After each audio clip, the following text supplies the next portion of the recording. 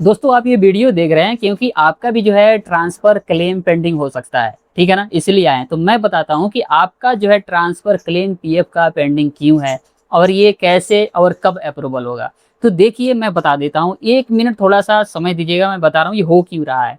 देखिए ईपीएफओ अभी लगातार पिछले 1 महीने से अपने वेबसाइट में अपग्रेडेशन कर रहा है। इसको अपग्रेड करने में इतनी टाइम लग रहा है कि सारा चीज की सिस्टम की खींचातानी हो चुकी है, ठीक है ना।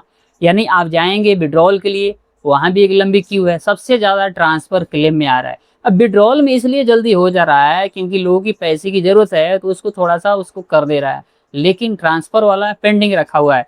अब बात करता हूँ ये हो क्यों रहा है, ठीक है ना। तो देखिए ईपीएफओ ने क्या किया, जैसे मैंने बताया कि साइट को अपने अपग्रेड किया, नया सॉफ्टवेयर बनाया। अब नए सॉफ्टवेयर में पुराने सॉफ्टवेयर से डाटा यानी माइग्रेट करने में टाइम लग रहा है इसको। थोड़ी बहुत तो डाटा है नहीं, सालों साल का डाटा है।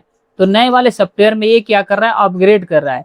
अब ये अपग्रेडेशन का जितना दिन ये टाइम लेता है, जितना टाइम टेकिंग लेगा, उतना ही आपकी ट्रांसफर क्लेम डिले होगा, ठीक है।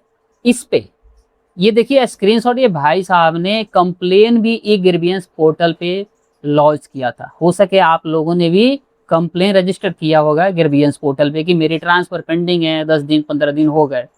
लेकिन आंसर क्या आ रहा है, ये तो इनका लिख दिया कि केस डिस्पोज, ठीक है ना।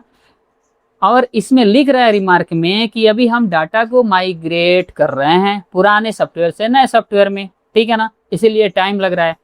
अब ये देखिए उनके हाथ में है नहीं, जब तक ये सॉफ्टवेयर पूरी तरह से अपग्रेडेड फुली ना हो जाता है तब तक तो ट्रांसफर होना संभव नहीं है।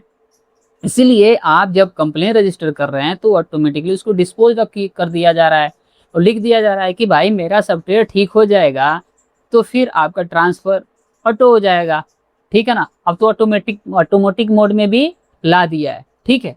तो देखिए आपको सच में मैं कहूँ तो इंतजार करनी चाहिए, क्योंकि अब इन्होंने अपग्रेडेशन पे लगा ही दिया है तो इसको हो जाने दीजिए। जब हो जाएगा तो फिर आपका ऑटोमेटिक ट्रांसफर क्लेम सेटल हो जाएगा और उसके बाद निकालिएगा। कई सारे लोग गलती कर रहे हैं कि बिना ट्रांसफर किए पैसे का विड्रॉल कर रहे हैं, जानते हैं क्या होगा, पिछले कंपनी वाला पेंशन का पैसा फंस जाएगा, ठीक है ना। ये भी ट्रांसफर नहीं और लास्ट वाला आपका निकल जाएगा, तो ये गलती नहीं करिएगा।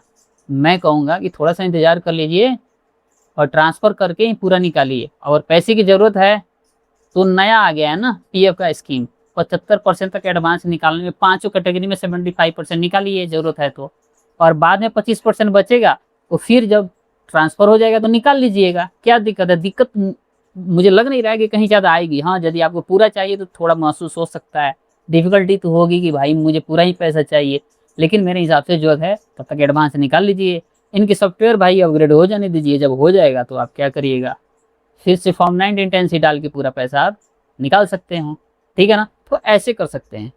तो जब तक इनका अपग्रेड नहीं होगा तब तक तो पैसे ट्रांसफर नहीं होंगे। मैं नहीं कह रहा हूँ, यही कह रहे हैं जैसे आप पढ़ रहे हैं इस केस को स्क्रीनशॉट पे, ठीक है।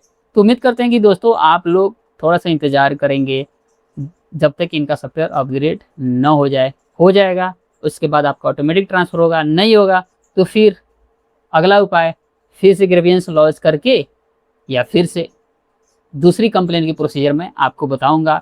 और मुझे लगता है कि जहां तक अपग्रेड होने के बाद हो ही जाएगा, ठीक है ना। एक और बात, आप जब चेक कर सकते हैं कि आपने कब ट्रांसफ़र किया था, आपका कितना दिन हो गया है, 2 वर्जन में दिखाई दे रहा है, ओल्ड ट्रैकिंग और न्यू ट्रैकिंग। तो इसको जरूर देखिएगा कि ओल्ड वाले में पेंडिंग है या न्यू वाले में पेंडिंग है। आप लोग जरूर कमेंट में बताइएगा कि आपका ओल्ड ट्रैकिंग में आ रहा है या न्यू ट्रैकिंग में आ रहा है, फिर मैं उस पर वीडियो बनाऊंगा कि क्या करना है। चलिए मिलते हैं अगले वीडियो में, तब तक के लिए नमस्कार बाय। ईपीएफओ और क्रेडिट कार्ड लोन से संबंधित वीडियो पाने के लिए मेरे चैनल को जरूर फॉलो करिएगा, सब्सक्राइब कर लीजिएगा।